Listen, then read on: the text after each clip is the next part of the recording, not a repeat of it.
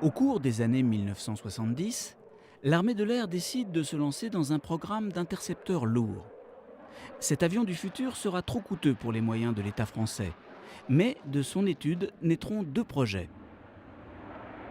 Le Mirage 2000, dont le développement se fera avec un financement public, et le Mirage 4000, avion biréacteur, dont l'étude sera laissée à la charge de l'avionneur Marcel Dassault. Le Mirage 4000 effectuera son premier vol en mars 1979, quasiment un an jour pour jour après le Mirage 2000, dont on connaît la suite de la carrière. Le Mirage 4000 était un appareil réellement extraordinaire. Son concept révolutionnaire et moderne ouvrait déjà la porte à la polyvalence. Hélas, il était surdimensionné pour les besoins français et beaucoup trop cher pour l'armée de l'air qui devra se contenter du Mirage 2000. Mais au moment même où l'armée de l'air se lance à fond dans le programme Mirage 2000, une autre réflexion s'engage sur un futur avion de combat tactique qui devra succéder au Jaguar et ancien Mirage à l'horizon des années 90.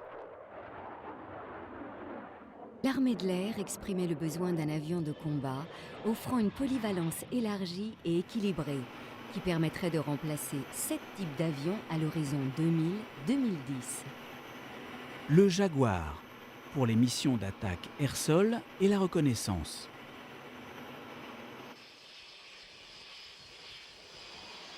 Le Super Étendard, pour les missions d'attaque au sol effectuées à partir de porte-avions.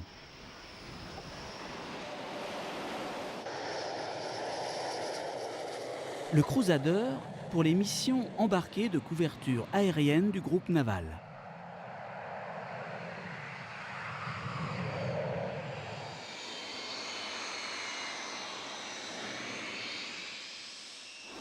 Le Mirage F1, avion multirôle de bombardement et de reconnaissance.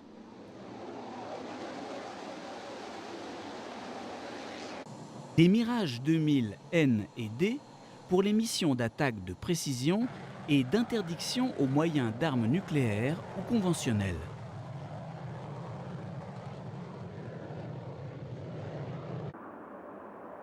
Le Mirage 2000C pour les missions de défense aérienne et de sûreté de l'espace aérien.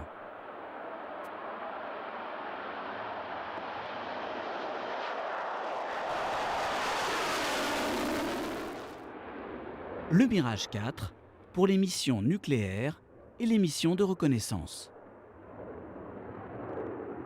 Deux de ces types d'avions devraient être embarqués à bord de porte-avions, avec toutes les implications résultant de cette capacité de projection de force.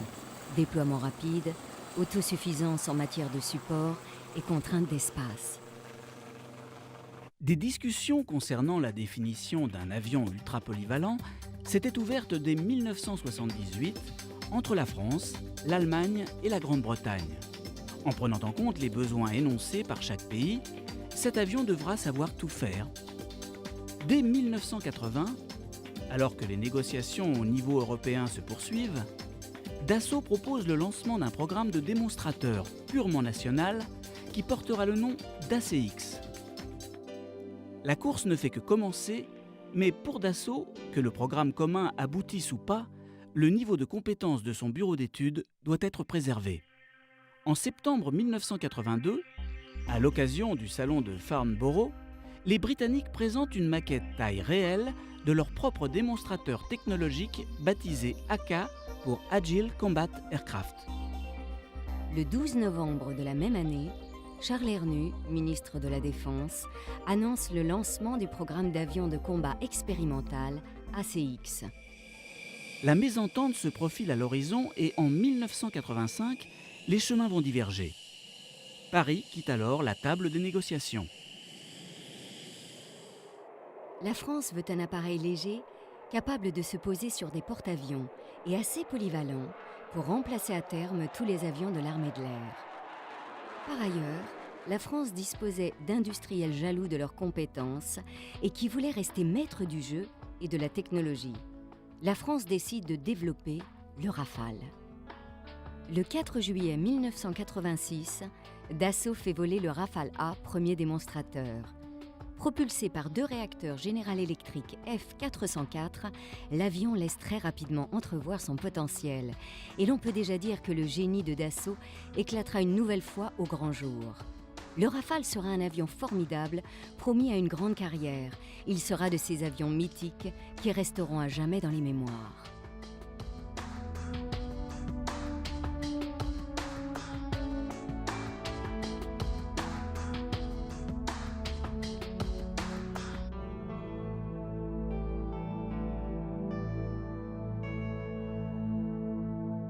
Dans le camp adverse, 4 pays européens s'unissent pour mettre en place le programme Eurofighter. Leurs idées s'appuyaient sur l'exemple américain, commandé en plus grand nombre pour réduire le coût. L'Espagne et l'Italie rejoignaient donc l'Allemagne et la Grande-Bretagne dans ce programme.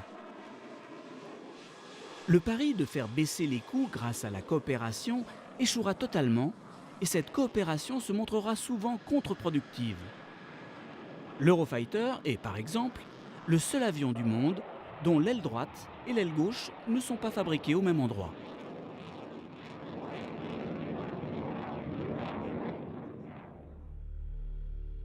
Les bureaux d'études de Dassault mirent les bouchées doubles. Des moyens informatiques extrêmement modernes et performants furent mis en œuvre pour améliorer l'avion. Celui-ci remplissait pleinement son contrat en validant 5 innovations majeures. Formule aérodynamique, utilisation généralisée de matériaux nouveaux, commande de vol électrique, poste de pilotage révolutionnaire et intégration générale des systèmes.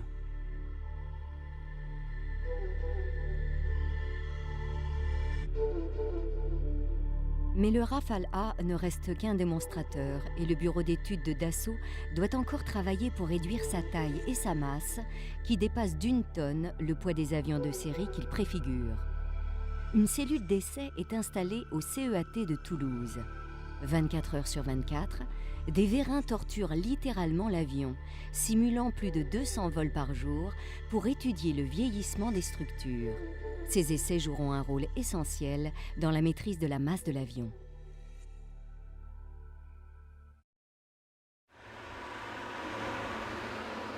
Une fois de plus, les ingénieurs de Dassault ont fait les choses bien et vite. Et le 19 mai 1991, le Rafale noir prend l'air avec près de 3 années d'avance sur l'Eurofighter.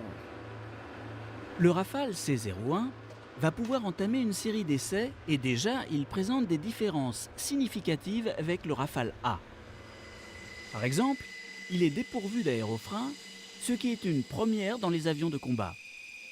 Le pilote dispose néanmoins d'une fonction aérofrein par une commande qui entraîne automatiquement le positionnement des plans canards à piquer tout en braquant les ailerons, de façon différentielle.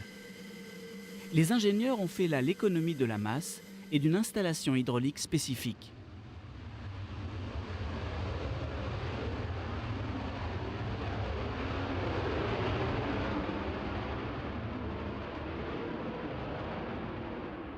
Les essais en vol vont continuer et la traque aux sophistications inutiles est ouverte. Les solutions les plus simples sont retenues car synonymes de l'allègement de l'avion et réduction des coûts d'acquisition et d'entretien. Les premiers vols se passent sans histoire et l'avion est immédiatement utilisé pour expérimenter le domaine de vol, tester l'interface pilote-avion et surtout valider l'emploi des réacteurs M88. Les capteurs embarqués dans l'avion transmettent en direct, en salle d'écoute, les données qu'ils enregistrent. Les ingénieurs de vol reçoivent et analysent les flux de données ainsi transmis.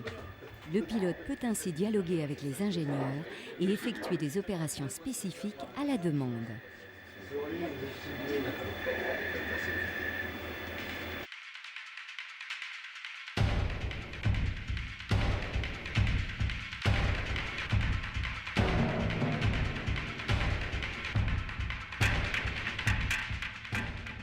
Le M88, développé par Snecma, est un moteur hautement modulaire afin de réduire son entretien.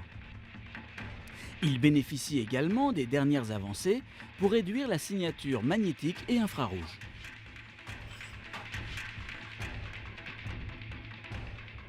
Avec une puissance de 50 kN plein gaz sec et 75 kN avec la réchauffe, il offre un rapport poids-poussée élevé.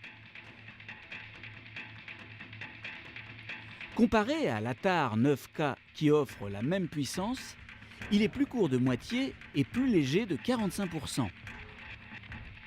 La compacité du M88 n'est pas sans intérêt. Elle permet de réduire la taille du Rafale de série par rapport au démonstrateur. La cellule sera plus fine, les entrées d'air plus étroites, donnant à l'avion une silhouette plus compacte et surtout moins de traînées, améliorant ainsi les performances en vol. Au-delà de ses qualités, le M88 est un moteur très économe. Le Rafale C01 effectue sans aucun problème, en configuration lisse, des vols de près de 2h30. Lors de son entrée en service, le M88 doit être déposé et vérifié toutes les 150 heures. En janvier 2001, ce chiffre passera à 500 heures, représentant environ 2 ans d'utilisation opérationnelle. Avec l'étape 4, on passera à plus de 800 heures et à la fin 2005, tous les M88 bénéficieront d'un rétrofit en version E4. Fort de ce résultat spectaculaire, Snecma continue le développement du M88 qui devra donner dans l'avenir toute une famille de moteurs pour avions de combat. L'appareil prend part aux essais d'armement avec les essais de séparation des missiles. Le logiciel CATIA, véritable bijou, permet dans un premier temps de vérifier l'exactitude des calculs en effectuant des simulations qui feront gagner une nouvelle fois un temps précieux.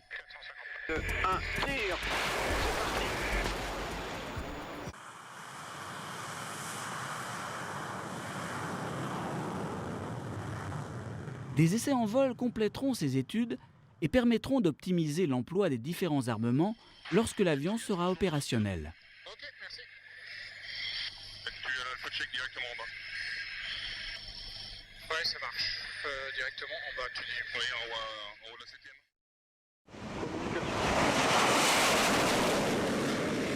7e. Face aux besoins de l'aéronavale en matière de remplacement de sa flotte de super-étendards, la Marine nationale envisage un temps de faire l'acquisition de F-18 pour quelque temps.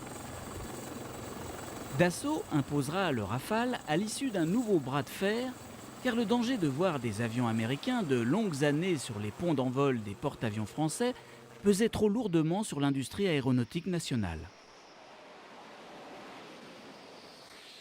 Après une période de tension, qui n'aura que pour effet de retarder une nouvelle fois son développement, le prototype M01 effectue ses premiers vols et ceci rassure immédiatement. Le Rafale Marine sera un bon avion.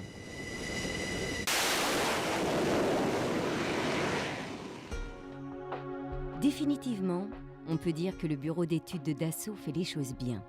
En effet, les ingénieurs ont abordé le problème dans le bon sens, en partant sur la base d'un Rafale Marine qui sera allégé plus tard pour être en adéquation avec les besoins de l'armée de l'air. Les essais, qui ont commencé en décembre 1991, vont se poursuivre jusqu'en février 1993. Le M01 va effectuer plusieurs campagnes embarquées et même subir une série de catapultages sur une installation terrestre aux États-Unis. De retour de cette campagne, au cours de laquelle il effectuera plus de 24 vols en configuration lisse sans aucun problème, le M01 se posera pour la première fois sur le Foch, piloté pour ce grand événement par Yves Kerhervé. Le catapultage aura lieu le lendemain et sera suivi par une série de 9 catapultages et appontages. Avec 2 avions disponibles, le développement s'accélère et des essais peuvent avoir lieu simultanément en France et aux États-Unis. En 1994, le démonstrateur effectuera son dernier vol en compagnie de 4 autres prototypes. Le programme se déroule normalement et Serge Dassault ne cache pas sa satisfaction de montrer que c'était le bon choix. Nous avons voulu démontrer que le programme Rafale se déroule parfaitement, conformément aux prévisions, et que nos 5 prototypes sont en état de vol.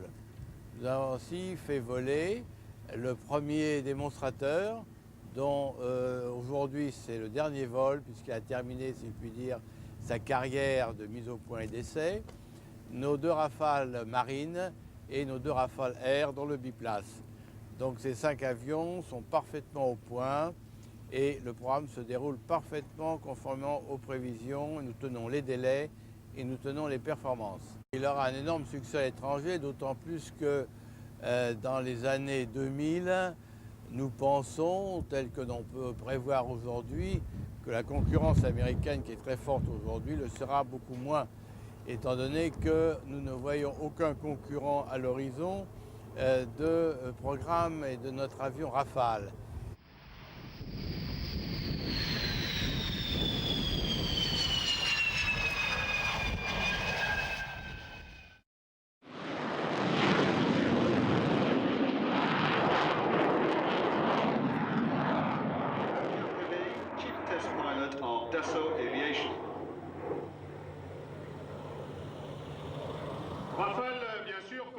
Les années qui vont suivre vont voir se multiplier les démonstrations en vol.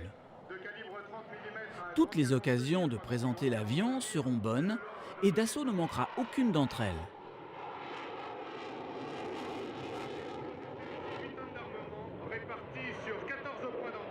Toutes les versions seront présentées comme ici, au Salon du Bourget. Mais ces efforts ne verront pas se concrétiser assez vite les commandes du gouvernement. De report en report d'une commande française, l'avion se heurte à un mur sur le marché de l'exportation.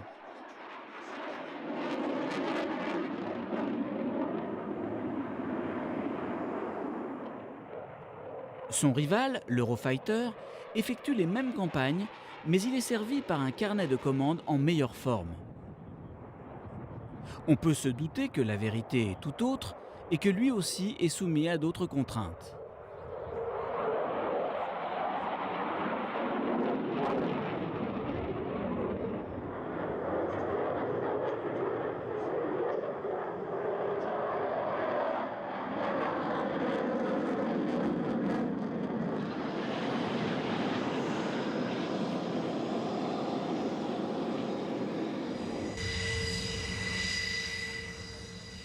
Malgré la satisfaction affichée des présentateurs en vol, la situation est tendue et la concurrence s'organise.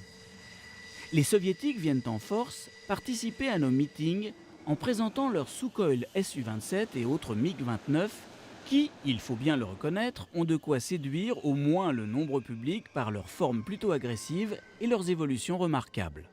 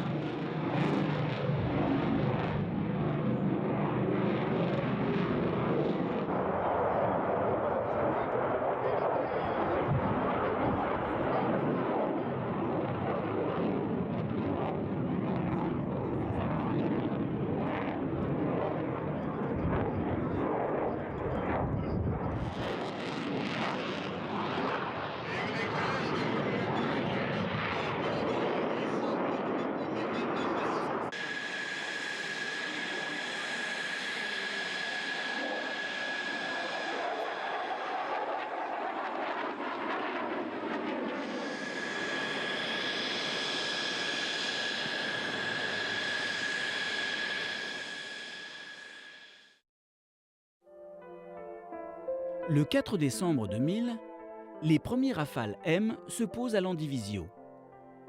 Pour la marine, c'est un véritable renouveau. Le Rafale dégage une image remarquable, mais doit de nouveau essuyer les plâtres de décisions politiques en faveur des économies. L'étape d'un avion de pré-série va être tout simplement annulée. L'économie financière est appréciable, mais aura l'inconvénient de laisser à la charge des marins le déverminage de l'avion.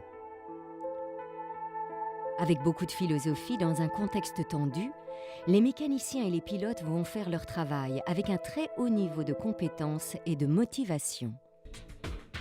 Il s'ensuivra sur un pont et des ateliers parfois encombrés, une utilisation optimale des capacités de base du Rafale. Avec en moyenne 8 avions disponibles sur les 9 embarqués, le Rafale brille par son excellent taux de disponibilité en opération. La mission Héraclès fut un succès, et aujourd'hui encore, le Rafale participe activement en compagnie des super-étendards à faire face à des offensives particulièrement vigoureuses de la part des talibans.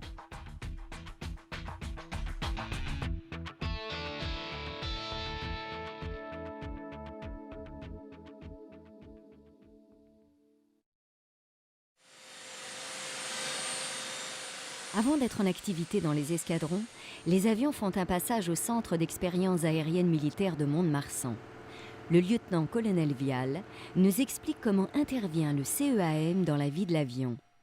Donc, le rôle du Centre d'expérience aérienne militaire dans l'armée de l'air est donc de définir des consignes d'emploi, des procédures de maintenance concernant tous les appareils nouveaux, les nouveaux matériels qui rentrent en service dans l'armée de l'air. Donc, dans un premier temps, nous avons eu des équipes amont qui ont suivi tout le développement du Rafale depuis de longues années auprès d'industriels, en ayant toujours un regard opérationnel sur cet avion, toujours avoir un œil critique opérationnel dans les solutions proposées par l'industriel au futur client qu'est l'armée de l'air. Ensuite, nous avons reçu ici, il y a environ deux ans, les premiers exemplaires du Rafale au titre de l'expérimentation, la prise de compétences, voir concrètement comment utiliser l'avion dans le domaine de la maintenance, dans le domaine du vol opérationnel.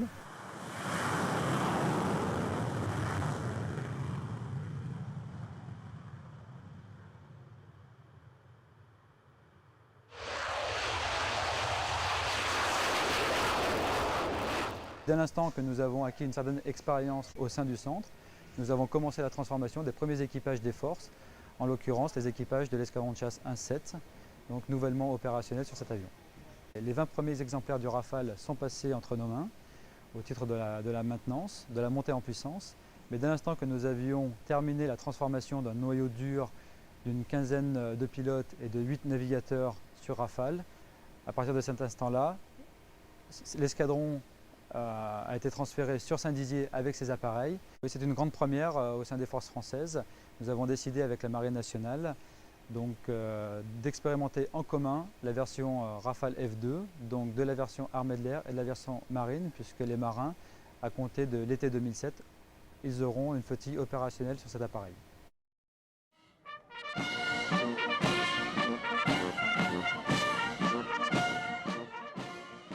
L'inauguration officielle de l'arrivée du Rafale dans l'armée de l'air a eu lieu le 27 juin 2006 sur la base de Saint-Dizier en présence du Premier ministre et du ministre de la Défense.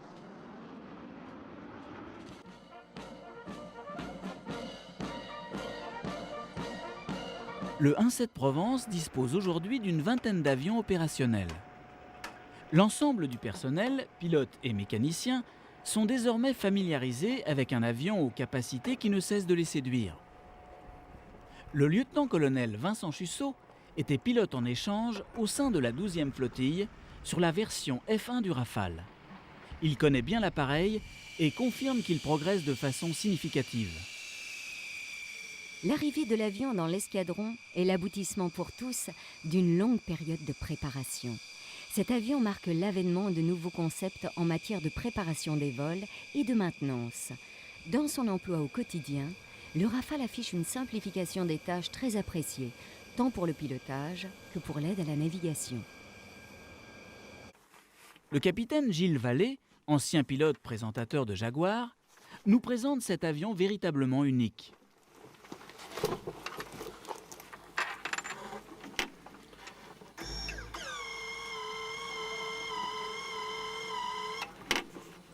Dans le Rafale, c'est un mini-manche latéral qui bouge pratiquement pas. Une grosse manette des gaz, côté gauche, avec un faible débattement.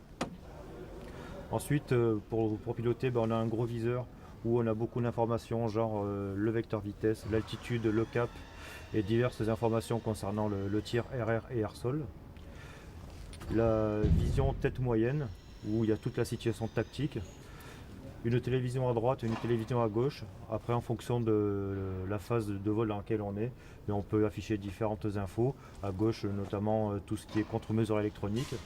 Et à droite, par exemple, la vision avec l'OSF.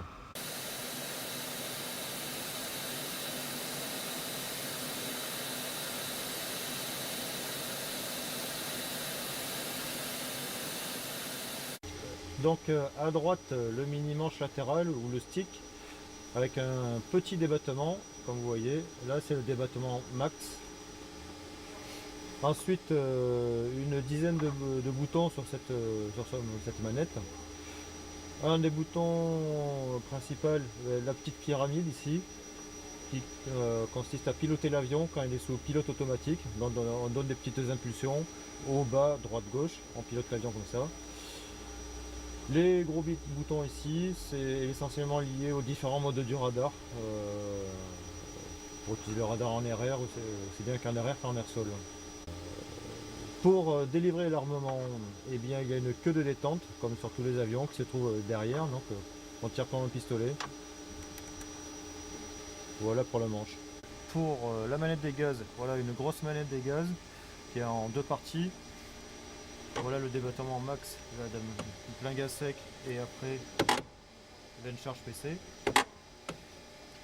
Le petit bouton pour les deux radios, vert et rouge. Les aérofreins. Ici pour bouger la petite croix dans la situation tactique, pour aller désigner des objectifs par exemple. Sur la partie prolongée, eh bien, on change les échelles de la situation tactique. Et après on trouve divers boutons pour régler le radar également.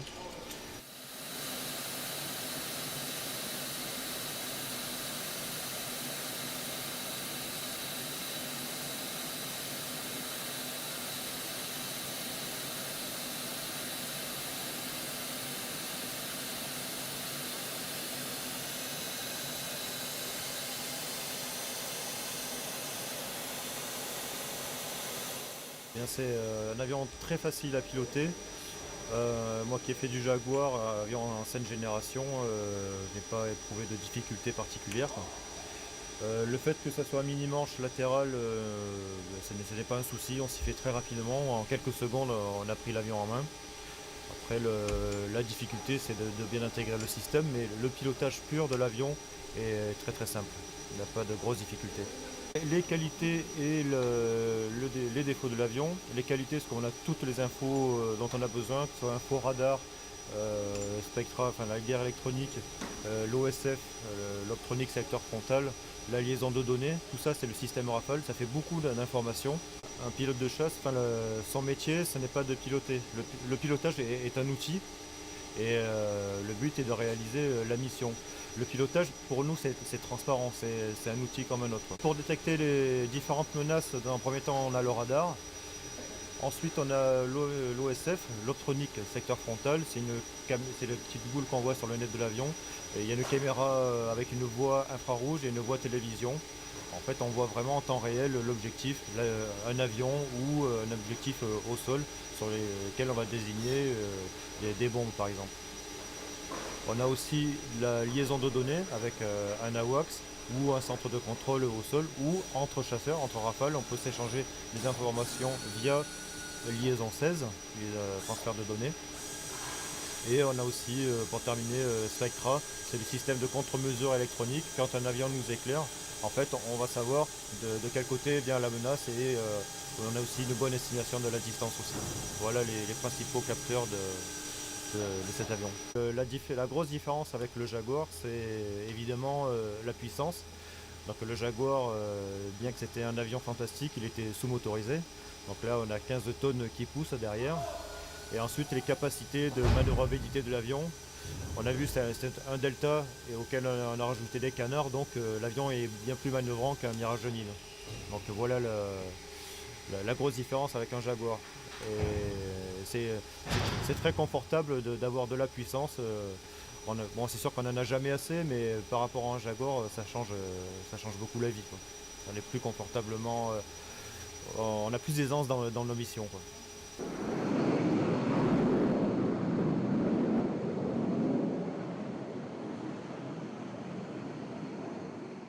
De même que pour le personnel navigant, l'étendue des possibilités que le Rafale et son système de soutien offrent au personnel technique est énorme.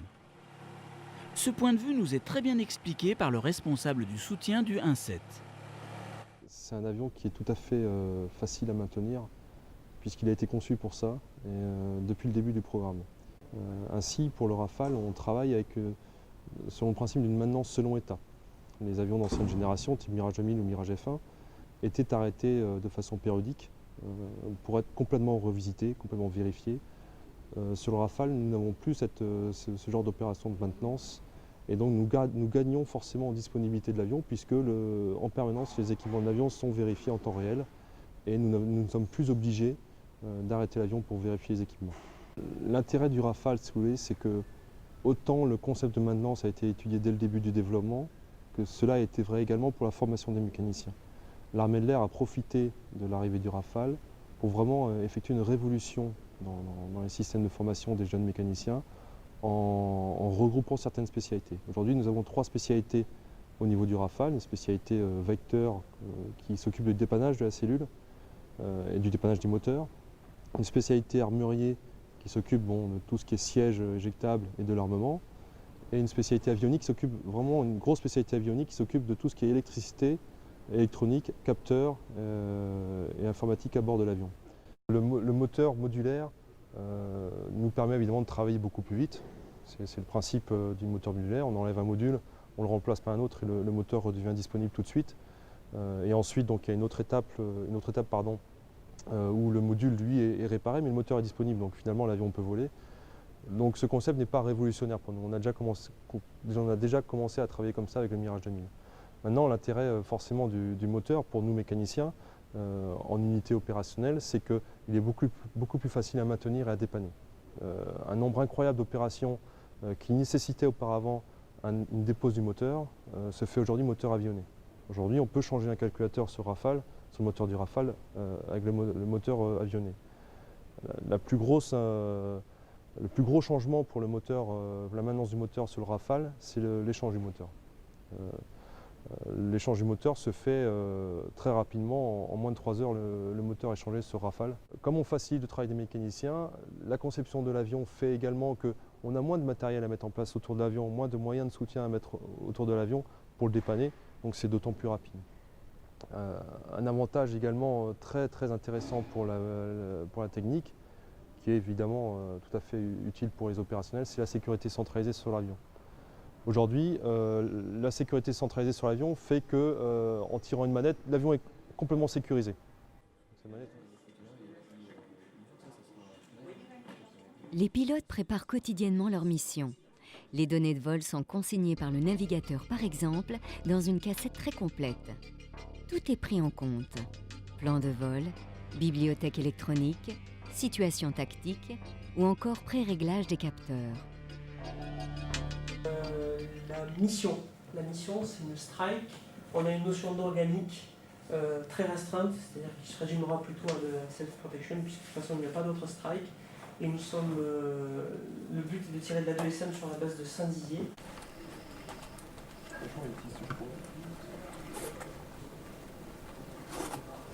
À l'issue du briefing, les équipages se préparent et regagnent les avions en étant certains d'effectuer leur mission dans les meilleures conditions. Traditionnelle signature de la forme au bureau piste et direction le parking.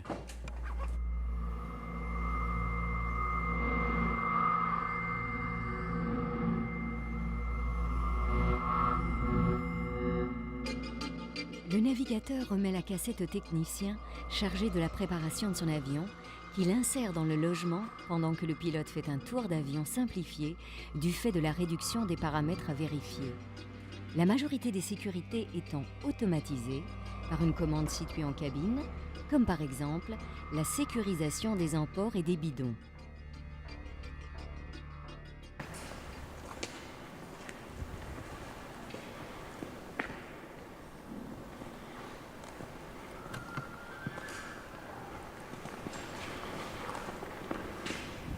Dans le moteur, pas de carburant.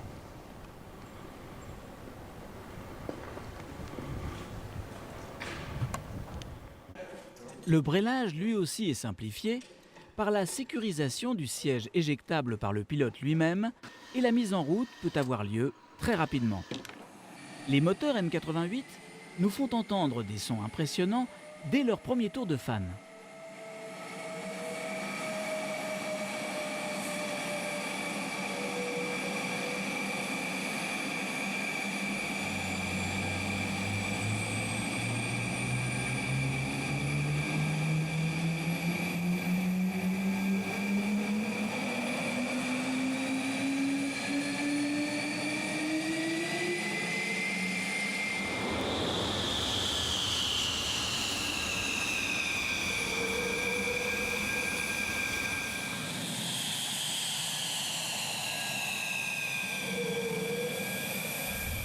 Les avions rejoignent le taxiway dans le grondement plutôt mélodieux des réacteurs et s'envolent pour une mission lointaine.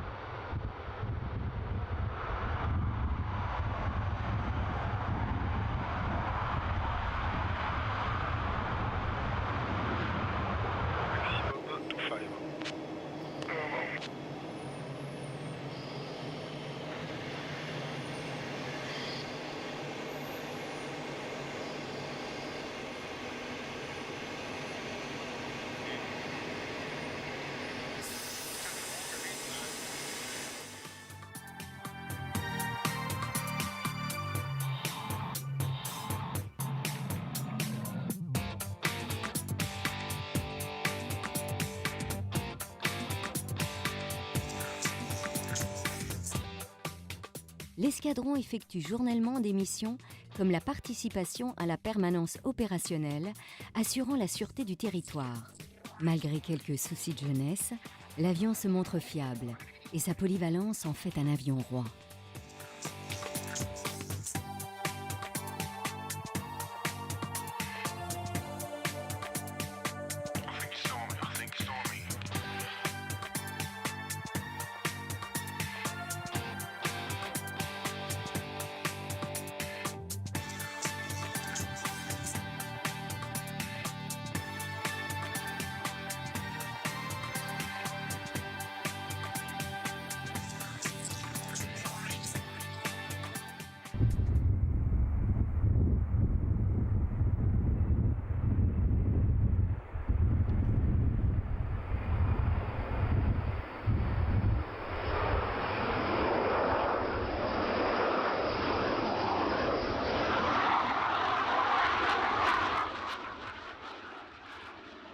De retour de vol, on remarque que contrairement au Mirage 2000, il n'y a pas d'armurier en bout de piste. La mise en place des broches de sécurité est une tâche qui a été supprimée, car c'est le pilote qui sécurise là encore son avion depuis sa cabine.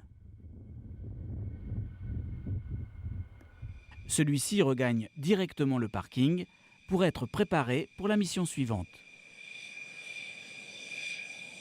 Le modernisme du Rafale nous étonne encore à chaque rencontre.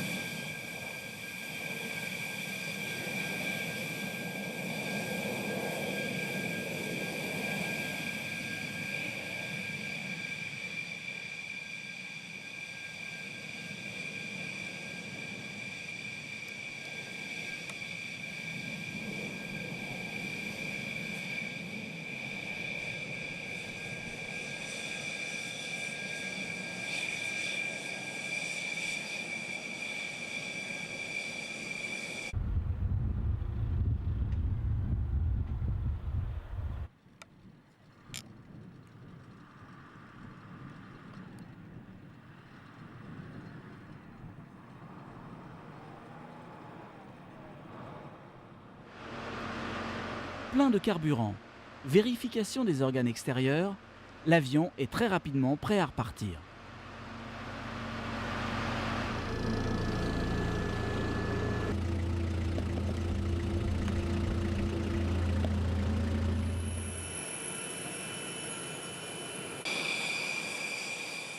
De jour et de nuit, les missions s'enchaînent.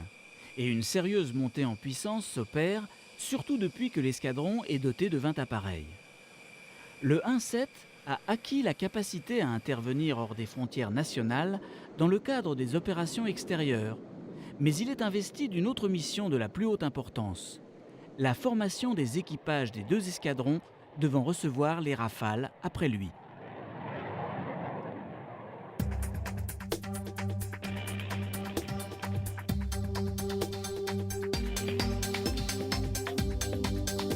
La mission peut imposer de procéder à un ravitaillement en vol. Cet exercice ne présente bien entendu aucune difficulté, mais il faut remarquer que la frugalité des réacteurs M88-2 de Snecma contribue à la réalisation de missions de longue durée. Le Rafale dispose d'une capacité d'emport en carburant de 4 tonnes 700 en interne et de 6 tonnes 800 en externe. La charge externe peut être mise en place sur 5 points d'emport. Dans ces configurations, le Rafale peut effectuer des missions de ravitaillement de type buddy-buddy, là où l'espace aérien n'est pas accessible aux avions citernes.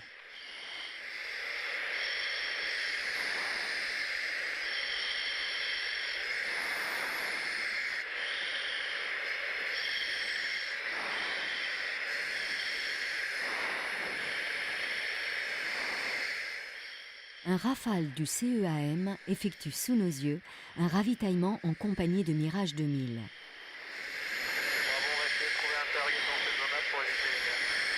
Copy.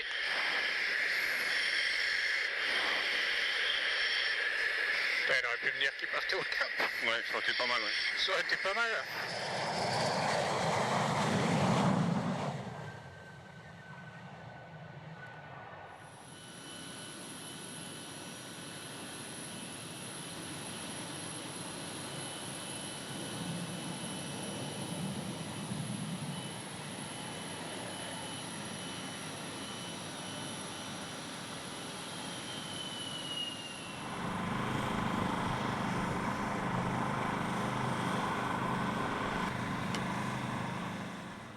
Le Rafale peut tout à fait participer à des opérations nocturnes.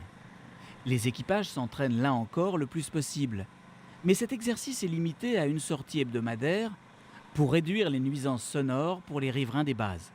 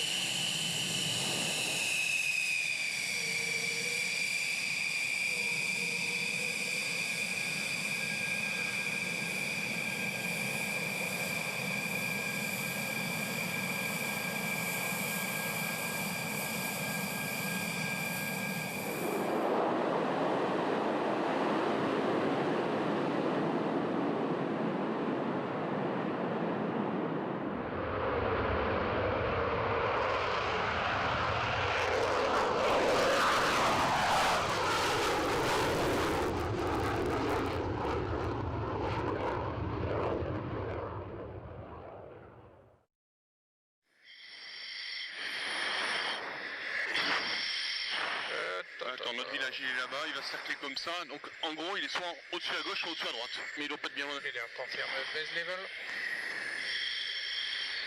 Ok, 5 nautiques 5 au tac rangé avec lui. Ouais, attends.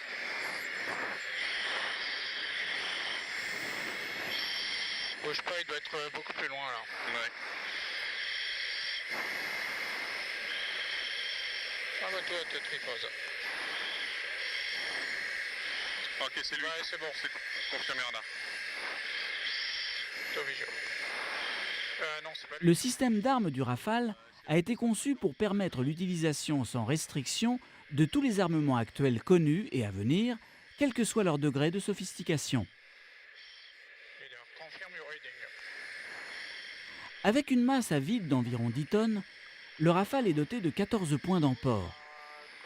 5 d'entre eux sont spécialement adaptés aux charges lourdes et le poids des emports externes peut dépasser 9 tonnes.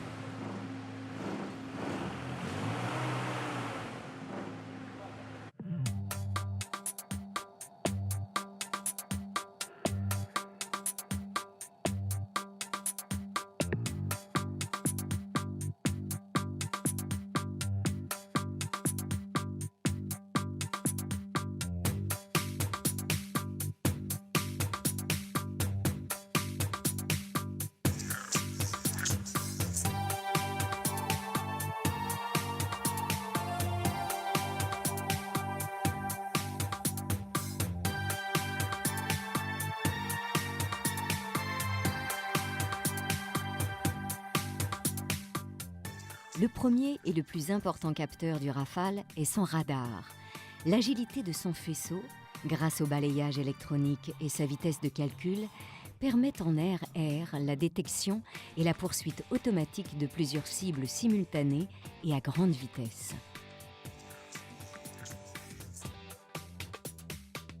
Il permet l'élaboration en temps réel de cartes 3D pour le suivi de terrain et l'affichage d'une carte 2D pour la navigation avec génération d'images haute définition et détection de cibles terrestres ou maritimes.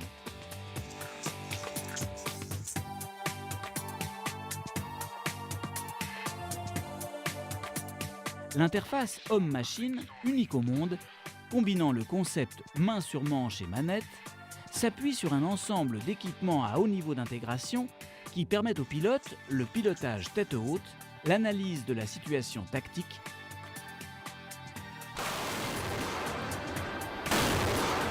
l'acquisition et la désignation visuelle rapide de cibles, la gestion des ressources système.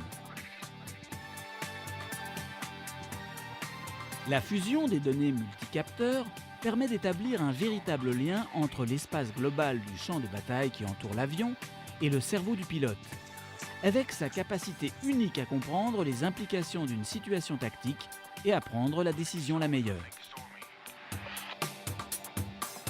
Le dernier né des avions d'assaut ne se contente pas d'embarquer la gamme la plus large et la plus avancée de capteurs, il en décuple l'efficacité grâce à une technologie radicalement nouvelle.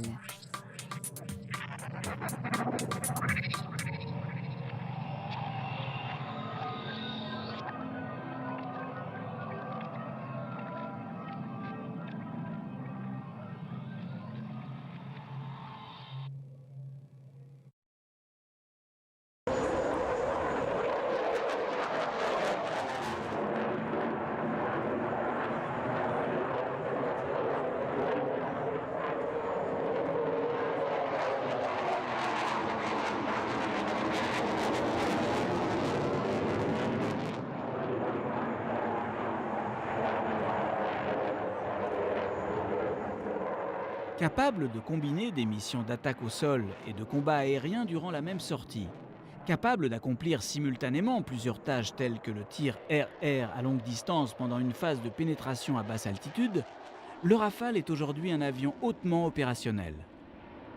Le Rafale n'est plus un avion de démonstration en vol, comme le sont ses principaux rivaux. C'est un avion à la capacité omnirôle élargie, allié à un très haut degré de survivabilité.